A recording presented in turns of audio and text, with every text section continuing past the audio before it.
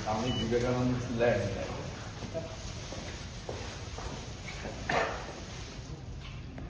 জিনিসটাকে হারিয়ে স্বামী বিবেকানন্দ স্কালা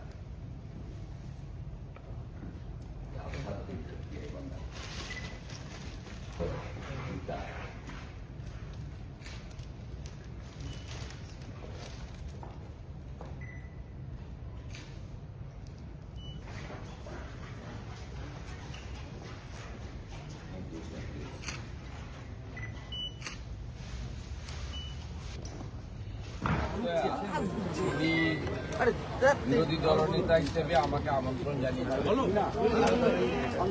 আমি দিল্লিতে থাকার কারণে গতকাল আসতে পারিনি। আমি গতকাল সোশ্যাল মিডিয়াতে আমার ওয়েলকাম করেছিলাম। আজকে আমি ওনার কাছে দেখা করার জন্য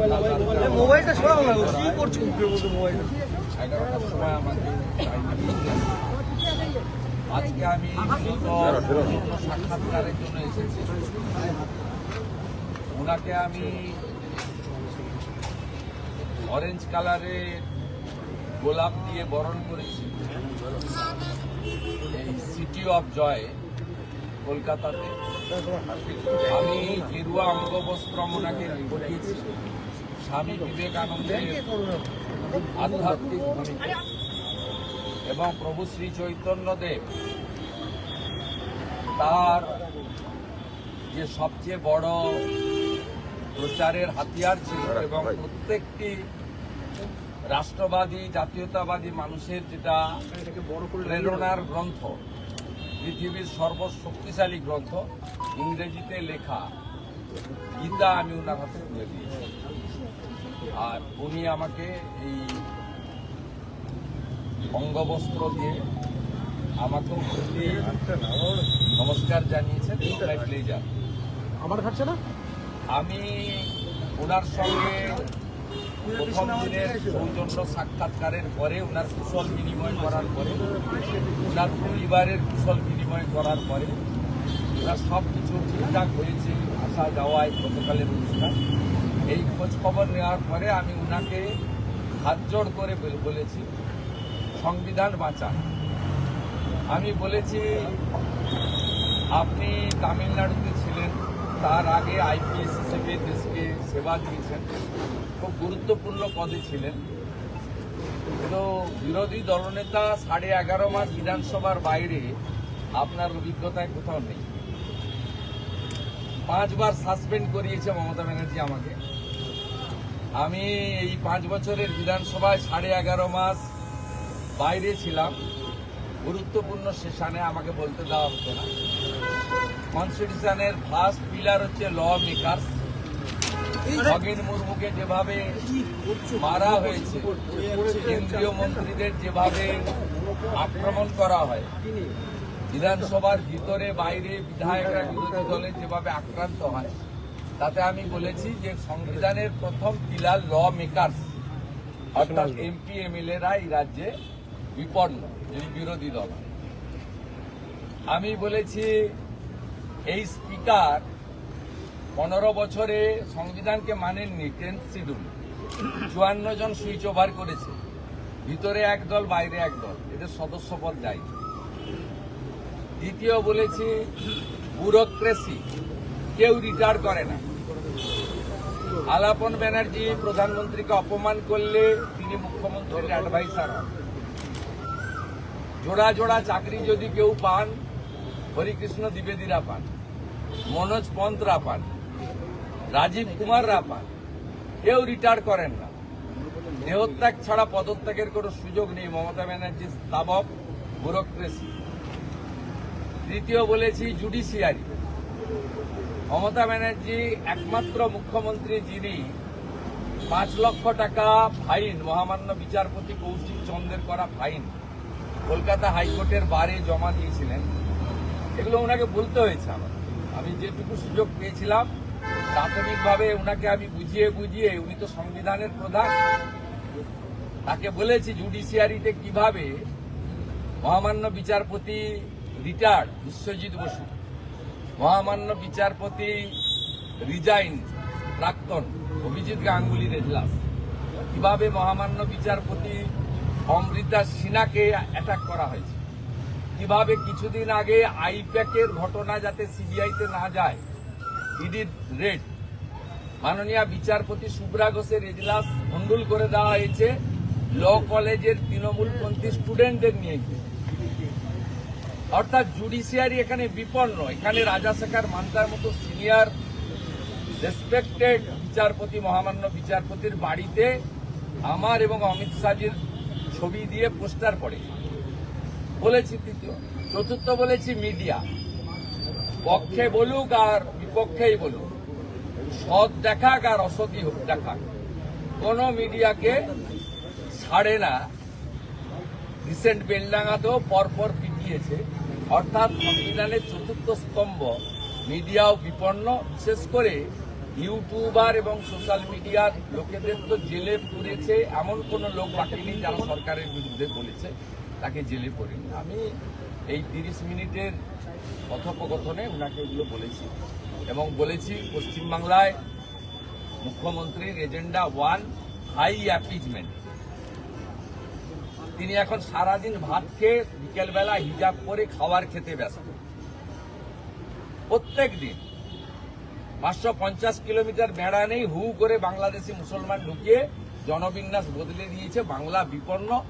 আমি বলেছি বিজেপির লোকেদের মুখ্যমন্ত্রী, মন্ত্রী, উপমুখ্যমন্ত্রী, সরকারি ক্ষমতার দরকার নেই। ভারতবর্ষের সিকিউরিটির প্রশ্নে আপনি যাতে আমাদের সীমান্তের জমি দিয়ে ইমিডিয়েট সীমান্ত সুরক্ষিত হয়, জনবিন্যাস এবং অবৈধ অনুপ্রবেশকারী মুক্ত হয়, ভারতবর্ষের সুরক্ষার ক্ষেত্রে দয়া করে আপনি দেখুন। উনি শুনেছেন, উনার মুখের কোনো কথাই বলবো না, এটা আনএথিক্যাল কাজ।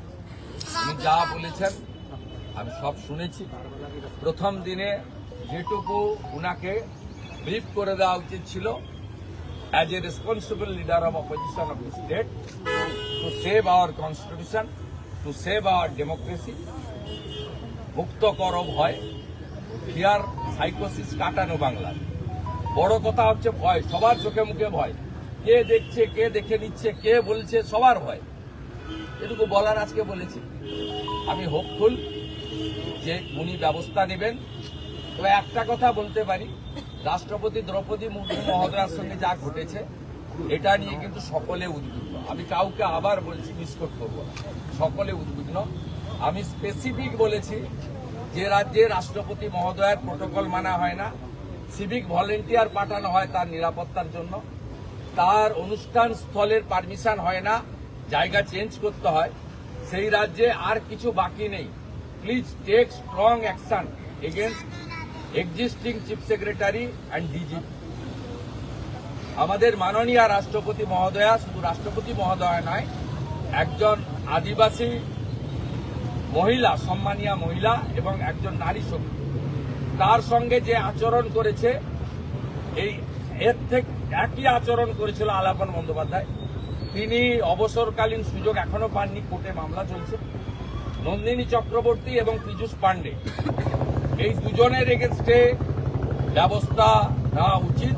এই বিষয়ে মাননীয় রাজ্যপালকে উইথ ফোল্ডেড হ্যান্ড বিনীতভাবে আমি বলেছি এবং আমি আশা করব রাষ্ট্রপতি মহোদয়ের সঙ্গে যা ঘটেছে এটা ক্লোজ চ্যাপ্টার হতে পারে না, ইটস এ ওপেন চ্যাপ্টার।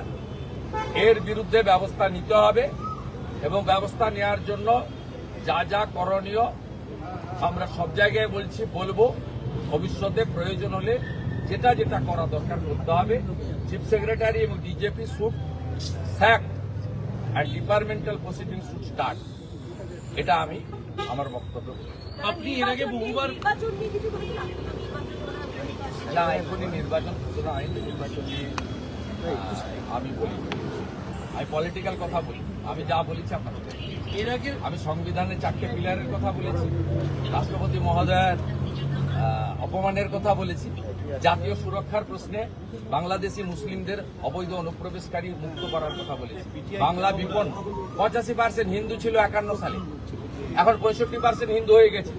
এই মমতা যদি থাকে 41 সালে আমরা সংখ্যালঘু হয়ে যাব হিন্দু।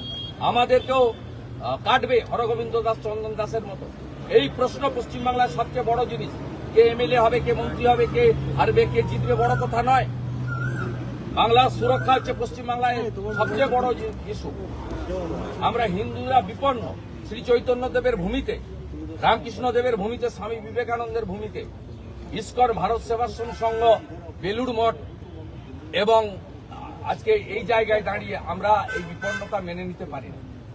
গত 3 বছরে আপনি বারবার বলেছেন যে রাজভবন থেকে যা করণীয়, এটা এখন লোকভবন, হ্যাঁ মানে গত রাজার 3 পাট বছরে- তুলে দিয়েছে ভারত সরকার। গত 3 বছরে রাজ্যপালের যা যা করণীয় আপনি বলেছিলেন সঠিক পদক্ষেপ করা উচিত, যা করা হয়নি। সেই জায়গায় কি মনে হচ্ছে It's a এখন closed chapter. Closed chapter. Past is past. DA আন্দোলনকারীরা ধর্মঘটে গেছেন, ব্যাপক সাড়া, ব্যাপক সাড়া। বেতন কাটলে আর আজকে না আসার জন্য যদি কারোর উপরে কোনো জুলুম হয়, বিরোধী দলনেতা দল দেখবে না, কর্মচারী, শিক্ষকের, পুলিশ কর্মীর পাশে দাঁড়াবে। আমরা বিজেপি সরকারে এলে 45 দিনের মধ্যে 7th পে কমিশনের টাকা দেব, এরিয়ার মিটিয়ে দেব সুপ্রিম কোর্টের উপরে, এবং 8th পে কমিশনের কমিটি করব। প্রত্যেকটা পুলিশ কর্মী, সরকারি কর্মচারী মিনিমাম 20 থেকে 25,000 টাকা বেতন বিজেপি আসার 45 দিনের মধ্যে পাবে। বেতন বৃদ্ধি হবে। এটা ঝাঁটিয়ে বিদায় করুন, নিরপেক্ষ হন, আমাদের পক্ষে হওয়া দরকার। আপনারা ভোট নিতে যাবেন, আপনারা আইন শৃঙ্খলার দায়িত্বে থাকবেন, আপনারা ভোট গুনতে যাবেন। আপনাদের পরিবারের, আপনাদের সন্তান সন্ততির স্বার্থে ব্যাপক সমর্থন। সমস্ত কর্মচারীদের, শিক্ষক, পুলিশ কর্মীদেরকে হ্যাটসঅ্যাপ জানাচ্ছি এবং তাদের এই লড়াই সফল হোক। মুখ্যমন্ত্রী বলছেন যে বহিরাগতরা, মুখ্যমন্ত্রী রাষ্ট্রীয় আন্দোলনে সংসদের সামনে ধর্নায় তৃণমূল। কোনো প্রয়োজন নেই। তৃণমূল বলছে রাষ্ট্রপতি ভবন থেকে হ্যাঁ? তৃণমূলের প্রতিনিধি দল দেখা করতে যাওয়ার জন্য বলেছিল রাষ্ট্রপতির সঙ্গে, কিন্তু ফের দ্বিতীয়বার তাদের আবেদন নাকচ করে দেওয়া হলো। হ্যাঁ বলুন। তৃণমূলের প্রতিনিধি দল নিচ্ছি বাবু, নিচ্ছি। রাষ্ট্রপতি কিছু দ্রৌপদী কথা বলবো, মুর্মুর কথা সঙ্গে তৃণমূলের প্রতিনিধি দল দেখা করবার জন্য দ্বিতীয়বার আবেদন করেছিল, দ্বিতীয়বার আবেদনও নাকচ করে দেওয়া হলো। এটা রাষ্ট্রপতি মহোদয়ের সিদ্ধান্ত। তবে যে অপমানটা তৃণমূল সরকার করেছে তাতে আমার ব্যক্তিগত মত ঠিকই করেছে। এদের আর গুরুত্ব দেওয়ার দরকার নেই।